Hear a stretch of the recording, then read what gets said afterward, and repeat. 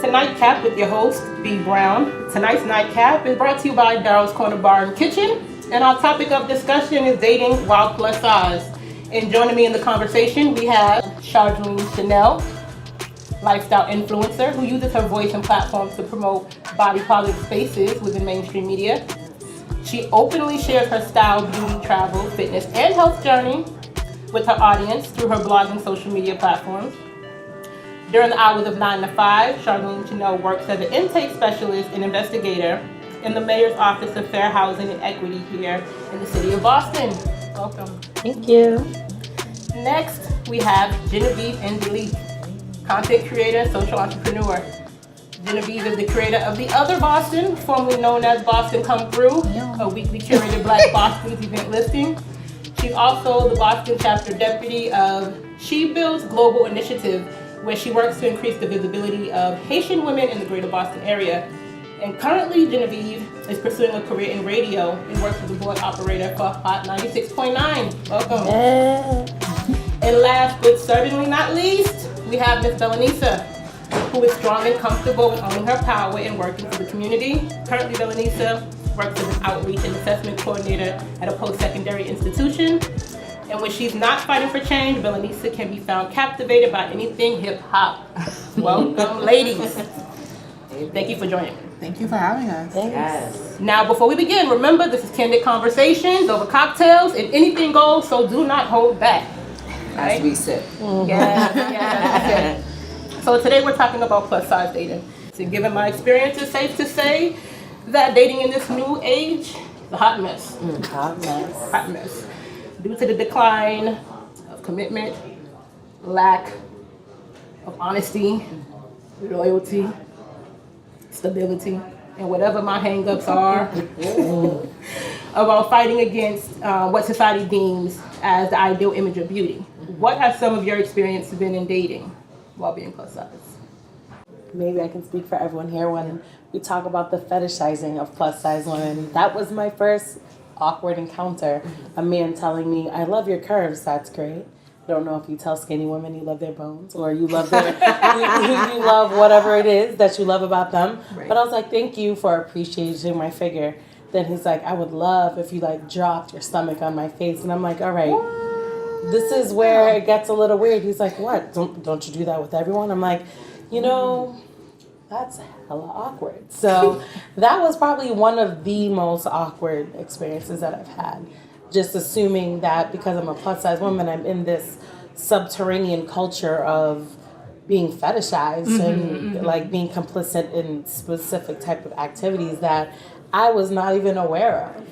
I don't feel like I've had those type of experiences. God bless your soul. Right. Yeah, I can't say specifically like I have, like I can't point out an instance where I was fetishized. I think a lot more of my experiences around being plus size have had to do with just like your self-esteem. And although I am plus size, I guess I don't.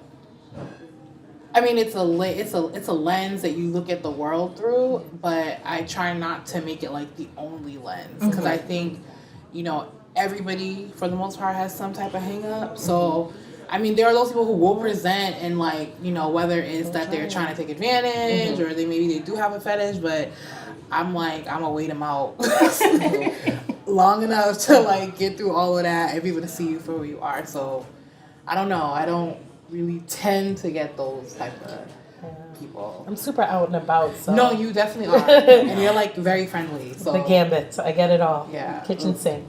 No, I've never had an experience like that.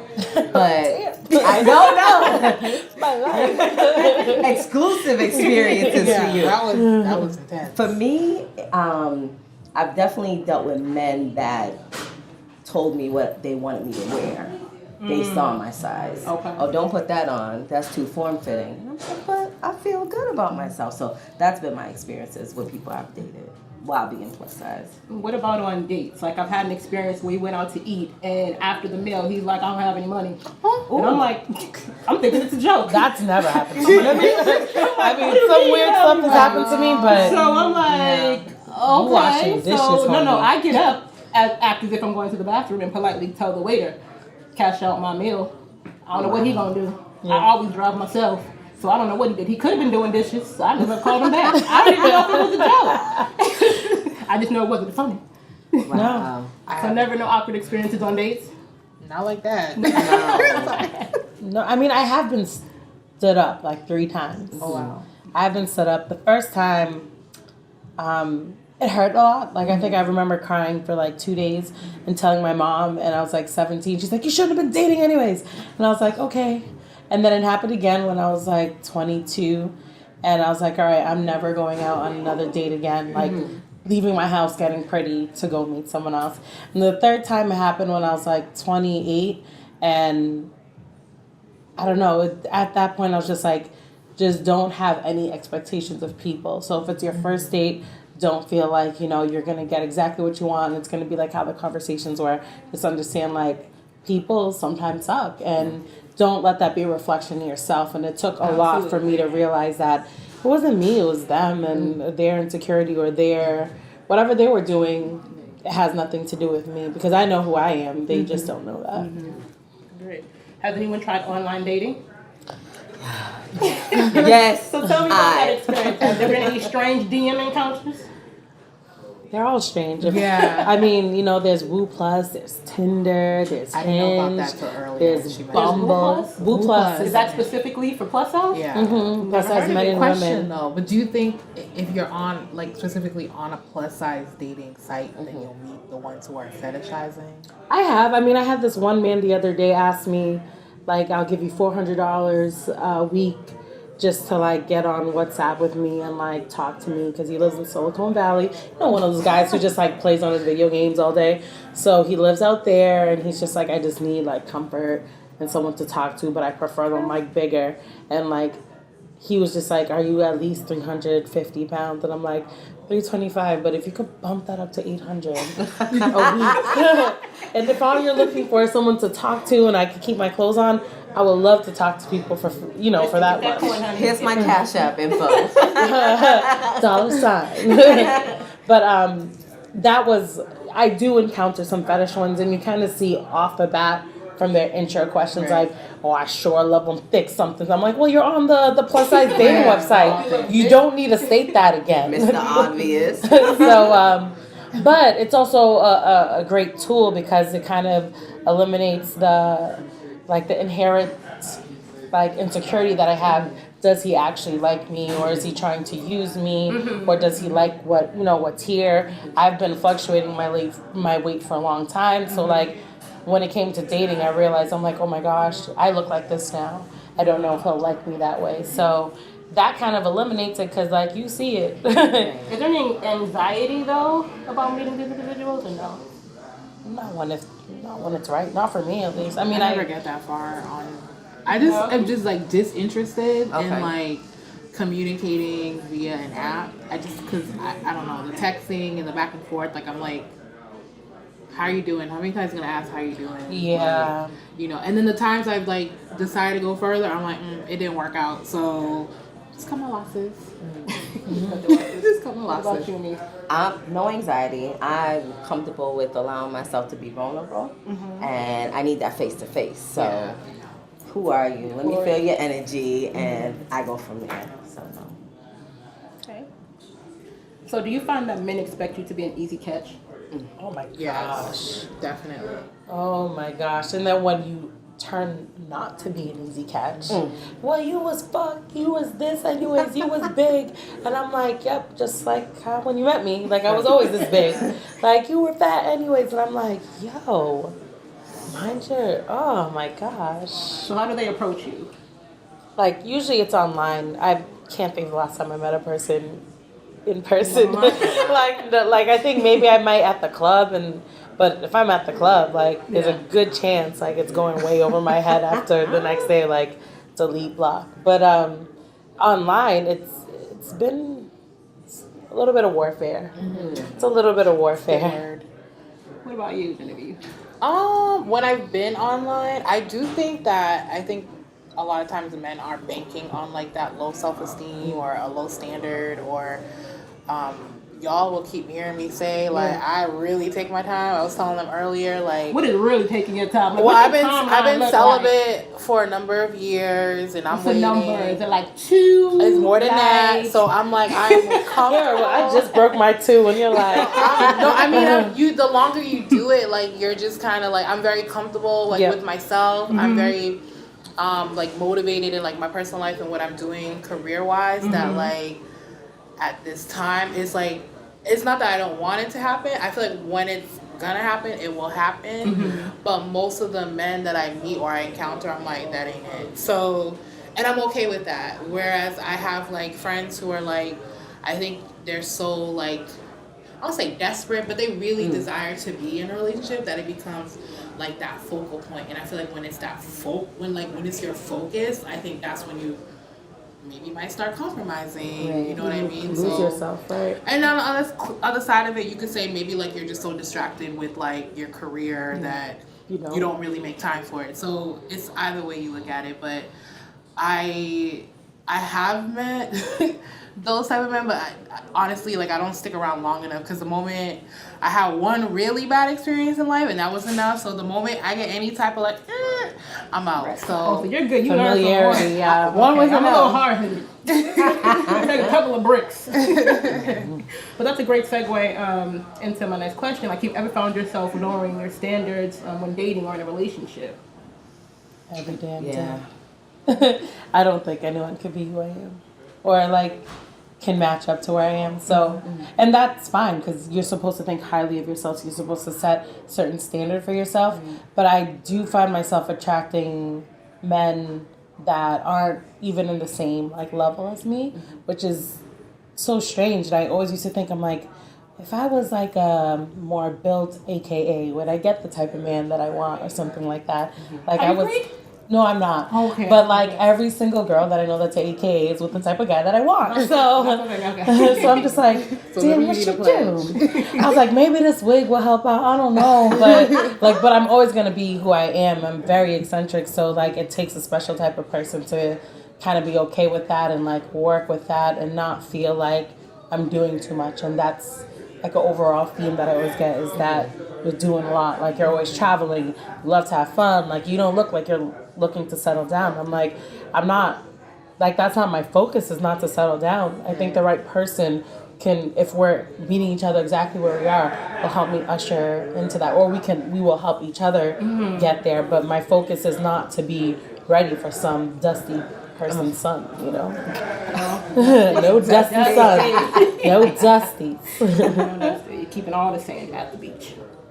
So have people close to you like encourage you to lower your standard? You know, you get that, well, he's not that bad, or that situation wasn't that bad. Oh yeah, especially if they're financially stable. They're like, oh, but he has money, and I'm like, but I'm not attracted to him, or he's not mentally, emotionally stable. Right. Yeah. Regardless if he's financially stable. right now it's my mother. Yeah, I was gonna say, straight up family, straight up family. She has somebody picked out, and I'm like, right, she be straight cussing me out like, you could be married by now, I could be visiting my grandkids. And She I'm has like, her own agenda. She sure does. I was like, you need to talk to the Lord about that, because I'm on his timing. And but yeah, I refuse, because I'm like, the people I've seen who've rushed into relationships, I'm not saying it doesn't always work out, but for the ones it hasn't, I'm kind of like, well, you know, because there was a time like you thought like your life would, you know, at this point you would have done 25 this. was that number. Right. And then all the people I kind of used to look at like, wow, they've done this and they've done that.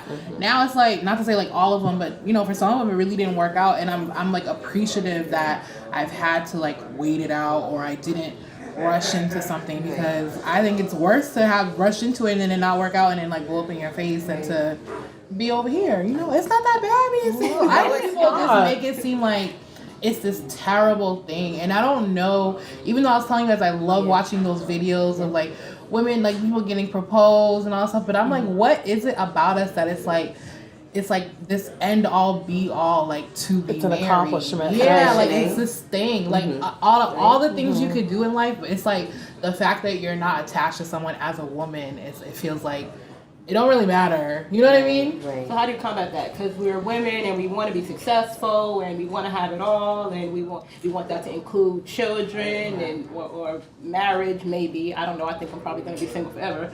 But how do you fight against societal norms in that aspect as it pertains to women and what Can you I want? just answer that real quick? I think for me, as I've gotten older, I've just appreciated getting to know myself more and getting to do all these things. Because all the stuff I'm doing now only came about in like the last like 2 years. You know what I mean? And then I think about like if I was in a relationship, I'd have to answer questions that I don't really want to answer. If I had children, I'd have to think about people first before I can think about myself. You said you travel a lot. You can't just get up and go. Like you know what I mean? So I think those are the things, like I like my freedom, and I think I look at things as I want to appreciate whatever season I'm in that season, because nothing's worse than being in the next season and looking back like, dang, I used to be able to do that, but now I can't, and now you can't do it, and you wish you could. So Has that always been your thought process, or it how took did a you do while. that? I don't know. I think you mentioned turning 30. I don't know what happens at 30. It's like this magical age. At least for me, it's like Very transformative. For right. me. Everything you thought was gonna happen by that time. At least for me, it didn't happen. So Right. then you gotta kind of regroup and be like, okay, well, Plan A didn't work out. So what Let's we create finna a new do? Plan A, right? So No, I mean, I was just talking about earlier how I was celibate for like 2 years, and I'm not too sure if that was by choice or not, but I was definitely just like not even actively looking for it. And then something happened when I turned 30. I'm like, yo, you are not having fun, and you're stressing over like the weirdest things. Like, go have fun. So since like January 1st, I want to say I've never had so much fun and had such a like a nonchalant, like I don't care attitude. So I was talking about earlier how this young man I was talking to, if that's the phrase that we use, talking to, had asked me for like $500, and I'm like, we ain't even made. But before, if you had asked me sometime in October, I would have been like, or maybe I'll give him $250 or something like that, because I understand, like, I work, I blog, like I have great streams of income, and he's talking about he's doing all this other stuff to get his money, and then I'm like, Charlene, when is that your problem? Why is he your problem? Why are you his captain? Save a bum. Like, why is that you? That's not your job. Right. So with that, I realized, like, you know what? Everything from here on out has to be about you. And if someone does, like, truly move you so that it can think about us and not just him, but about us, then that'll happen. But I'm not seeking it. If I'm on the dating websites and stuff, it's for entertainment. It's for, you know, just for the sake of having like a text buddy or someone to go out to drinks with, because my friends have kids or they have husbands and stuff like that. But I can still socialize with people, but it doesn't have to be this instant attachment. And that was my issue before, meeting someone, and because they liked me, automatically I was attached, because I was like, oh man, they like me, like this hasn't happened in a while. And then they'll be straight up bums. And you find yourself overcompensating in relationships for that affection, for that attention. So we live in this era of the infamous situationship, right? So have you ever been with someone who only showed interest after dark? Patient dudes, you Sometimes. know, you gotta leave them to the Do side you for them understand times. how I wish somebody would have gave me that disclaimer? Oh man. I wonder if I should answer that question. I think you Would you have answer that listened, question? Huh? Would you have listened though? Would I have listened? Yeah, that's the question. Because I am Anybody could have told I me, am would you have hard-headed. actually heeded the warning? Man, Because I could have told right you. now, they probably would have needed to tell me, then take me to church, douse me in some holy water. Yeah. And then, She need full deliverance. then y'all. like, we don't do it. Just do it when you're like midway drunk, but not all the way. Yeah, like, So that you can still feel it, I already but got like caught not up. care It's for too them. Oh, it's too late. Yes. Does it matter if they're like Haitian born or like somewhat Americanized? Or do you feel like I realize the ones who are back home are way better, longer stamina, like they're bomb. Oh, she's talking about something Long- completely. Okay, Oh, what are y'all talking about? Oh, you don't get in That is a line from what we're talking about. Don't get in a relationship with Haitian men at all. Girl, that's why it's hard to let it go. Yeah, that is why it's hard to let it go. Yeah, the guy that I, re-entered my sex life with, he was, I met him at the club. I think we just started macking the same day. Like, it was a whole new Chardline. I could have caught mono. Like, it was just like She's like, I'm all a good time. The Super Bowl Sunday came around. I wasn't shy. I didn't care. But what I liked about the situation was I didn't like him at all. But he served a need for me. And I see a therapist now. like 90% of our conversations are about like relationships, my relationship with myself, with my relationship to food, my relationship with men. And one of the bigger like triggers that I have is just like like when I meet a good man, or what I feel like will be a good man. So he'll be like 3 out of 10 of everything that I need. I'll just like, lay it all down. But now it's very different. It's like, if it's not like at least 8 out of 10, a strong 9, because I want to be happy. Like I want a good amount of fulfillment. But no, this guy, he was Haitian, he was young, he was with it. He still hits me up and I'm like, but this is just for what it is. And he was like, damn, I never felt so used. Like usually That was just for sex. it's the other way Just for around. sex. It's usually like he got to do this and I'm like, yeah, but no. And I think he expected me to feel like I needed him, but I'm like, you're a little dusty, but not all down there, just a little dusty on the surface. Have you ever been in a toxic relationship with a verbal abuser or a chronic cheater, and you just stayed for the sake of staying? Yes, all the above. I know I stayed because I was hopeful of this individual changing based on what I was pouring into them. And that was for about 10 years on and off. So after that experience, some of my close girlfriends that are still going through a situation like that, how did you get out? And for me, I had an epiphany and I just remember my chest being very heavy one day and I was like, niece, it's time. I don't know if I had an out-of-body experience, but it's time to disconnect from this individual. They're not giving to you what you're giving back to them. And I was single for about 8 years after that. So I went through my healing process. Yeah. Yes, I definitely, that's informed like a lot of my thinking now, going through that relationship, because it was toxic from the get-go, even the way he approached me. But I realized then my self-esteem was so low, and I desired to be in a relationship at that time that it was okay. Whereas if it was like a friend or even a stranger had shared any of the stuff that this other person had said or put them through, I would have been like, you need to leave. But I thought it was an okay for me. So I had after I got past being, the victim and the hurt and the pain and everything that, I got out of that situation, you get to the point where like, okay, like there's some responsibility to be taken, and needing to figure out like, mainly like, why was it okay for you to accept that type of behavior from this person? And just like you, it was that whole thing, like you think that they messed up, but you're like, I believe in you. I just gotta love him and be his little backbone. We're gonna be all right because that's what we're trained to do, right? From our parents, you know, you stick by your man, But we don't have to. We have a choice here. Girl, Yeah, especially when all they do worthy. is take. Okay. You know what I mean? Exactly. But you have to be taught Get to that. that You have space. to know that. You have to get to that space. So that situation was years. Even afterward, it took me years to Trauma. get over it. Yeah, I think I literally got over it maybe And that's like still a year triggers. ago. Like, Oh yeah. things will happen and you'll, trigger you back, and you just gotta keep putting yourself first. Being like, nope. Right. I may remember those good days, but I surely remember those days that was like him. Constant coaching. Yeah, Right. That never happened to me. Like I could never do it because like I'm just so mad that when you put so much into someone, the biggest thing that you could do to me is betray me that way.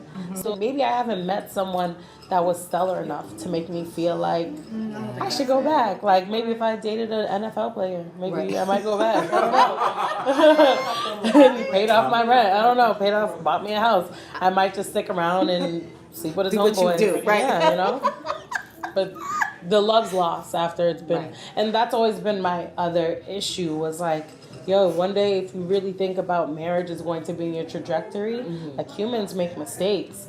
Are you just gonna leave your husband or expect him to like leave you if you did something? Because I never just think like guys are the only ones that do it. I've never cheated, but like, because I haven't been in enough relationships to do it, but I've never cheated, so I don't know what the women ratio is looking like, but I know that people do human stuff. Like the way that I'm going out and having fun, say I brought my married friend along, like she could have been doing the same thing, and I'm just like, people have fun, they do things, but is that bond strong enough for me to be like, To withstand that. understand that was an isolated incident, and I don't know, the Scorpio in me is just like, nah. I don't know, So when it comes to intimacy, like, do you feel insecure about your body? Or candidly speaking, do you shy away from certain sexual positions? Unless it hurts my knee.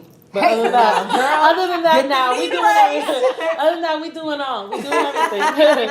But if it don't hurt my knee, I mean, we good. I have. When I was, back in the day I did. I was a t-shirt wearing lovemaker. Can't lie. I was not confident in my body. And I was smaller then. But now I'm like, listen, I'm not trying to be hot. I'm taking it all off. But, yeah, no. Miss Sullivan in the corner.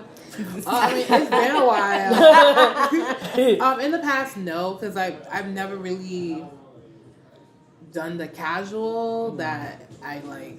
I don't know. You've known the person at least well enough to feel comfortable. Yeah, so. I figured they met me this way, so like don't expect it to be skinnier down here. Like just know it's going to look like what you just saw. But like yes, they know what you look like when they met you, like so they're gonna know what you look like once you're undressed. Right. It's more so in our minds than in their minds. They don't care at all, really. Yeah. I mean, it did take me a while for me to transition from lights off to lights on. Okay. Because I realized like lights off is very impersonal, but I'm just like, it wasn't a body thing. I just didn't want the person to see the reaction in my face to what they were doing to me. Then when the lights came on, I was just like stiff, like I don't want them to see this at all. And then, as you grow, you just don't care. Right. It's just you're in your own, this is a service to your body. You're in your own, like it's not about them. Mm-hmm. It could be about whatever, but it's where I am in my life right now, it's whatever I do, it's for me. It's not, I don't care if he doesn't get his right now. Okay. It's about me. But he's going to get his, but it's about me. Yeah. But yours is important too. Mm-hmm. So how did each of you develop a positive image of self? And how has that helped you within relationships or within dating? That's a good one. It's so weird. And like almost 4 or 5 of the guys that I remember last speaking to, they've talked about, so I'm a blogger, I talk about body positivity, I talk about loving thyself, blah, blah, blah. But in dating, I feel like I'm sometimes a very different person because, I don't know if you remember earlier, I spoke to, does this man actually want me for me, or is he trying to use me for the money, or is he trying to use me for whatever reasons, or am I going to be a nighttime lover type of thing? So when dating, like, I think I spew more of those insecurities as it relates to dating, not as to Chardline, the person, and the person that I've become. And it's just so weird. I just started noticing that. I'm like, why did you say that? But it's really because you're trying to figure out why this person's really in your life. Are they actually rocking with you, or are they about to ask you for $500 again? What is it? That particular relationship I mentioned earlier, that actually propelled me on this journey.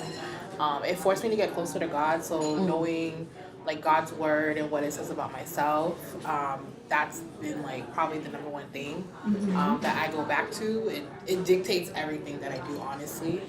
And just also just feeling like, and that comes back to knowing God's word, like who you are, what you were created for, and that you're valuable, and that he created you for amazing things. It's like, you shouldn't be taking nobody's little dumpster boy. Yeah, nobody's dusty son. Exactly. And then I think, I know I'm celibate, and some people are kind of like, that's crazy, but for me, it really helps me to weed out people, because I'm like, if you looking for sex, I'm not the one. So I'm gonna let you know up front, I have no problem. So that weeds out a lot of people. And then, I just really believe, even if you're not celibate, like just kind of waiting people out if you're looking for that, because I'm like, people lie all the time. And like I said, you're dating their representative, but I think it's just really important to get to know yourself and really, like how you're on your journey, figuring out your stuff. Like we all have stuff, and even now I'm really like embarking on this journey of mental health. It's kind of something I've known that's been there,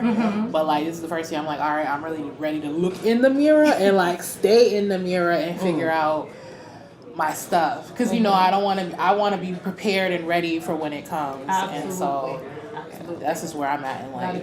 Lighten the mood a little bit, ladies. It's Valentine's Day. What would be your ideal date? That's how we're gonna lighten the mood. There could be a suitor out there that's like real heavy, babe. Let me lean in so I can get the 411. I'm like dinner. Going to class on that Thursday. I will be finishing up my master's. What is your ideal date? Like if you had to put a date, what would be your ideal date? Oh, Cooking class? Yeah, they have some nice cooking classes out here. I like to eat, but it's nice because like you get to learn how somebody works like in a group setting and see how they are in public. You know what I mean? So I feel like that's kind of thoughtful. I like that. Yeah. Oh. How about at-home cooking class together and cooking a meal together? Okay. But if you're not good at cooking, because some people are really not good, even though they'll put, I don't know. You gotta be good at cooking though. That's the other thing. Game of Thrones marathon inside a hotel, in a hotel with room service and just drinking and just watching as many as we could get through, like the whole weekend. Yeah, I'm all about that QT too. I don't need anything big, nothing lavish. That's nice. Yeah, a nice vacation. That's out. I hate seeing people outside all the time. Like, oh, you would never think. I mean, but I also hate being alone. So it's like alone in my house by myself. So I'm like, oh, let's go do something. But like, let's not really do something. Like, if there's a happy medium of something that we can do, let's do that. And I like spontaneity. Like, I like to be surprised. So I don't want to tell you what to do. Just do something. I'll appreciate it. That you put the thought into doing it. It's all about the thought. I don't like surprises. You don't like surprises? I'm not the, no. I kind of. Really? I mean, if you know me well enough to surprise me. Okay. But don't just be doing all stuff willy-nilly and think I'm going to be okay. Because then I'll be like, this is a waste of my time. But I thought you would like this. No. You should have checked.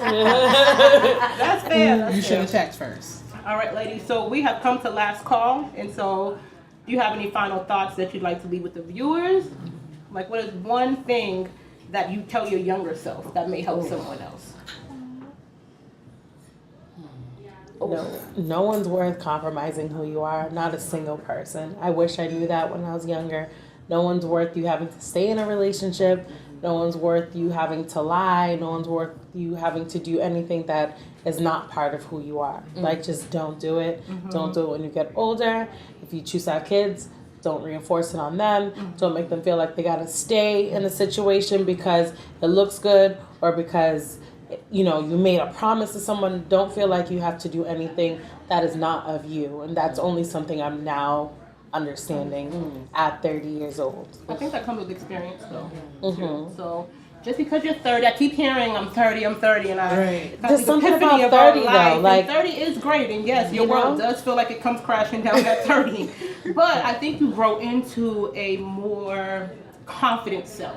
So it's like you're shedding away the younger 20 version of yourself, where you just threw caution to the wind and lived life how you wanted to live it. And in 30, you're like, no, I know who I am. I'm stepping into my womanhood. I'm not going to accept that. And you're going to treat me like this because I deserve it. And owning it. So embrace 30. Okay? Embrace it. And go with your intuition. Everything that you want is on the other side of fear. Honestly. That's my takeaway. I would tell my younger self to get to know yourself.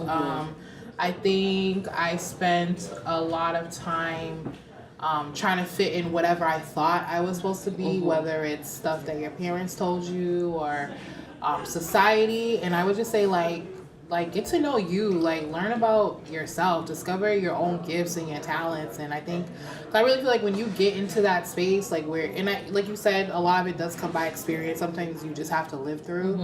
But I really do feel by getting to know yourself, that's how you grow confidence, and learning your likes and your dislikes. And I think it helps you, if you're trying to attract that person, I think it helps you filter out the who is and who is not supposed to be there. And I think most importantly, getting to know God in the context of getting to know yourself as well. So, yeah. Well, we've come to the end of our show. Night Owls, I want to thank you for tuning in to the premiere episode of Nightcap with B.Brown. Special thank you to my guests for kicking off the premiere with me. Ladies, this has been a passion project, and I'm so excited and so happy that I actually got to premiere this with you.